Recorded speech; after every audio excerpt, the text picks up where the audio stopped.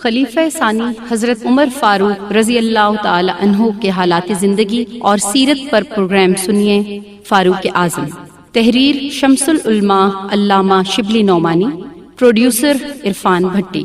السلام علیکم سامعین، فاروق اعظم کی پچھلی قسط میں حضرت عمر فاروق رضی اللہ تعالیٰ عنہ کی حکومت کی نوعیت کے اوپر گفتگو کی گئی، اور آج کی قسط میں ان کے نظام حکومت پر گفتگو کی جائے گی۔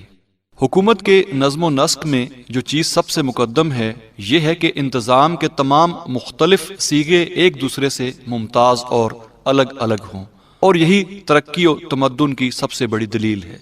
جس طرح تمدن کی ابتدائی حالت میں مکانات کی یہ قطع ہوتی ہے کہ ایک ہی حجرہ تمام ضرورتوں کے لیے کافی ہوتا ہے، پھر جس قدر تمدن بڑھتا جاتا ہے، کھانے، سونے، ملاقات کرنے، لکھنے پڑھنے اور دیگر ضروریات کے لیے جدا جدا کمرے بنتے جاتے ہیں۔ یہی حالت بالکل سلطنت کی ہے۔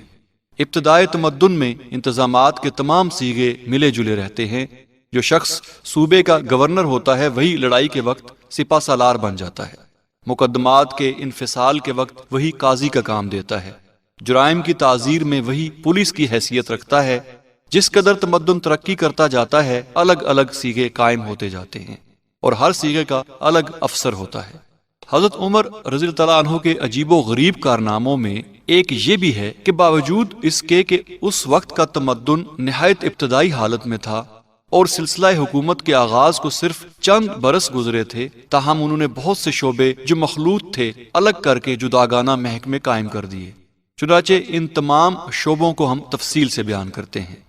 سب سے پہلے دیکھتے ہیں کہ ملک کی تقسیم صوبہ جات اور اضلاع کیسے ہوئی۔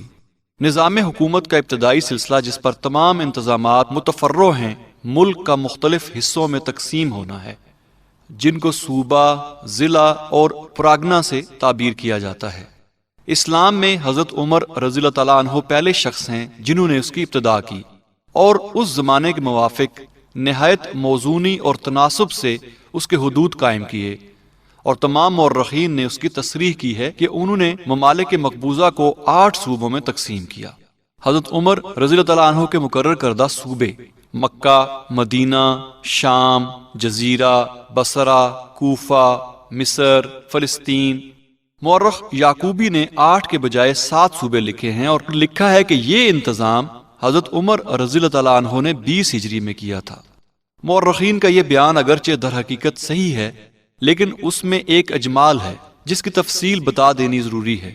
فاروقی فتوحات کو جو وسعت حاصل تھی، اس کے لحاظ سے صرف یہ 8 صوبے کافی نہیں ہو سکتے تھے۔ فارس، خوزستان، کرمان وغیرہ بھی آخر صوبے ہی کی حیثیت رکھتے تھے۔ اصل یہ ہے کہ جو ممالک فتح ہوئے ان کی جو تقسیم پہلے سے تھی، اور جو مقامات صوبے یا ضلع تھے اکثر جگہ اسی طرح حضرت عمر رضی اللہ تعالیٰ عنہ نے اسی طرح رہنے دیے، اس لیے مورخین نے ان کا نام نہیں لیا۔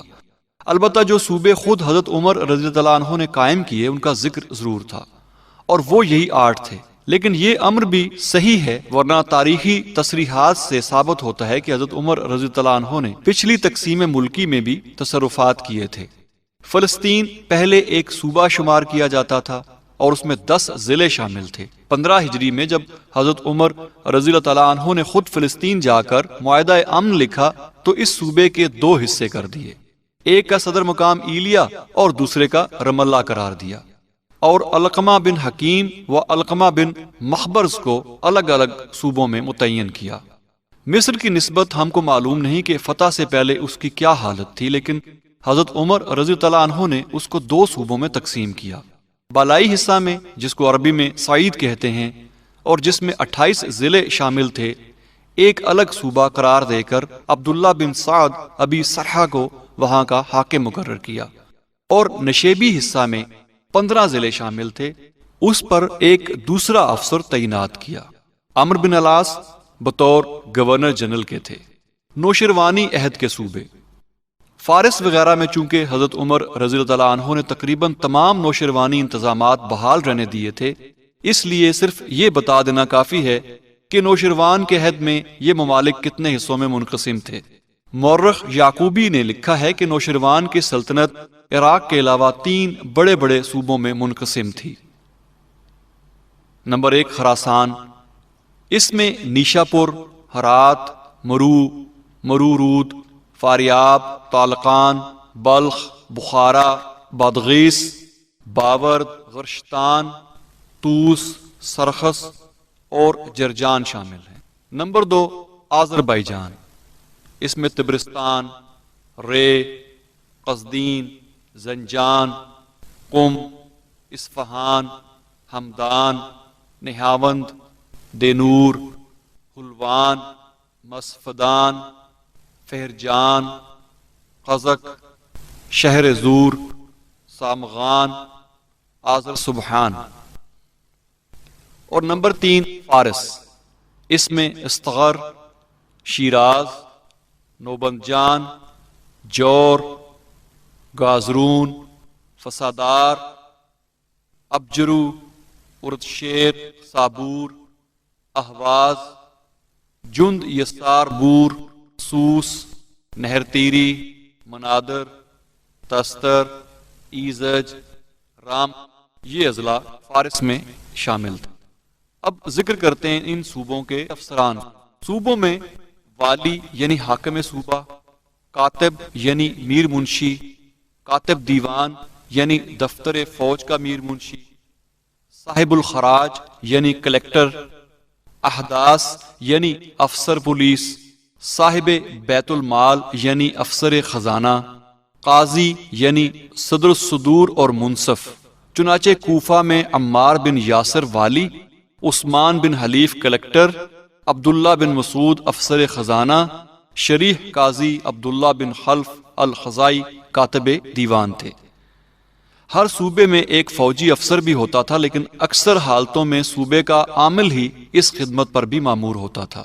پولیس کا محکمہ بھی جہاں تک ہم کو معلوم ہے ہر جگہ الگ نہ تھا، اکثر کلیکٹر یا عامل اس خدمت کو بھی انجام دیتا تھا۔ مثلا عمار بن یاسر جس وقت کوفے کے حاکم تھے، پولیس کا کام بھی انہی کے سپرد تھا۔ بحرین میں قدامت بن مزعون صاحب الخراج تھے اور پولیس کا کام بھی وہی کرتے تھے۔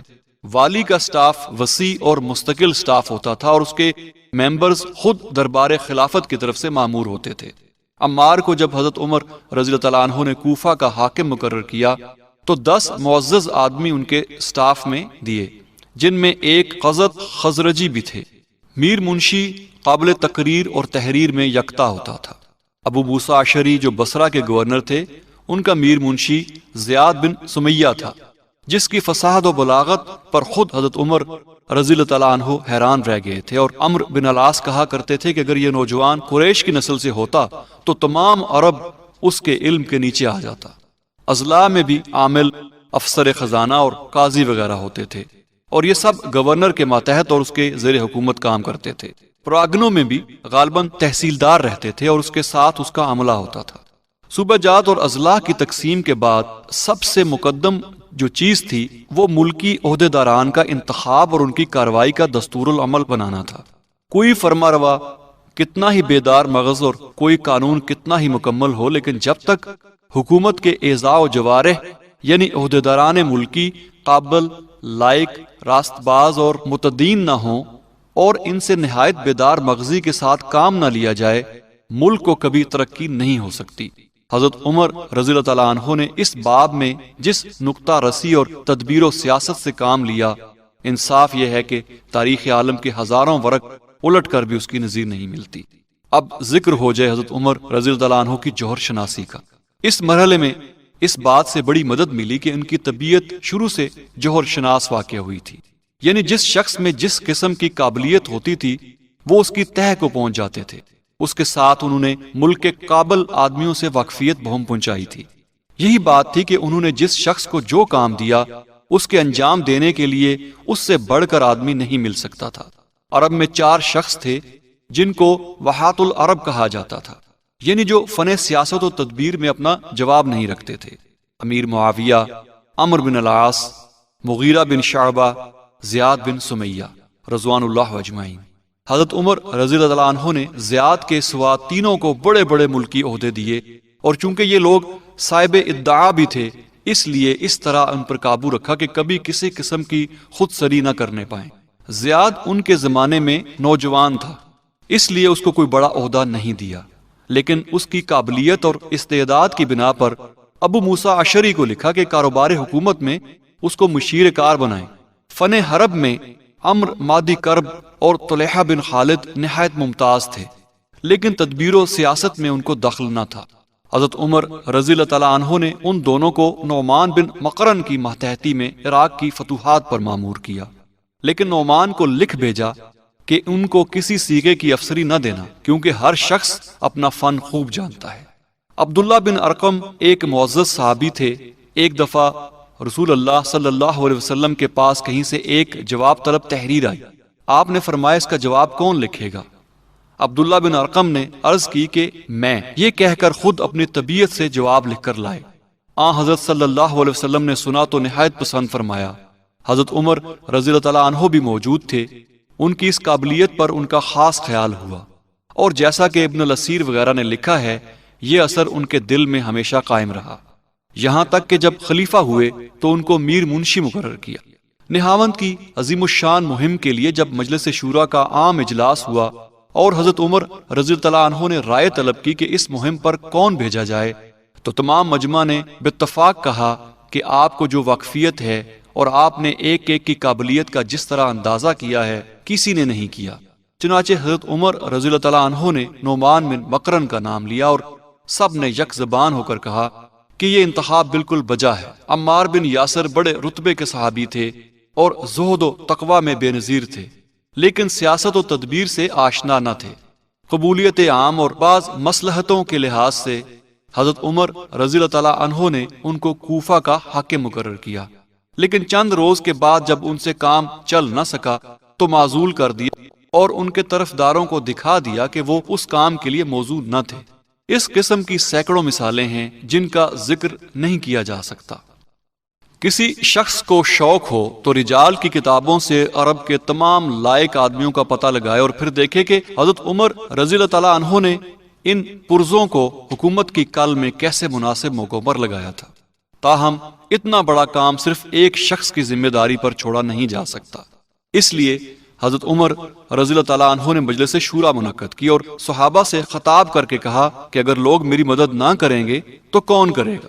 حضرت ابو ہریرہ رضی اللہ تعالیٰ عنہ نے کہا کہ ہم آپ کو مدد دیں گے، لیکن اس وقت ملکی انتظام میں حصہ لینا زہد و تقدس کے خلاف سمجھا جاتا تھا۔ چنانچہ حضرت ابو عبیدہ رضی اللہ تعالیٰ عنہ نے فرمایا کہ اے عمر، تم رسول اللہ صلی اللہ علیہ وسلم کے اصحاب کو دنیا میں آلودہ کرتے ہو۔ حضرت عمر رضی اللہ عنہ نے کہا میں ان بزرگوں سے مدد نہ لوں تو کس سے لوں؟ ابو عبیدہ رضی اللہ عنہ نے کہا اگر ایسا ہی ہے تو تنخواہیں بیش مقرر کرو کہ لوگ خیانت کی طرف مائل نہ ہونے پائیں۔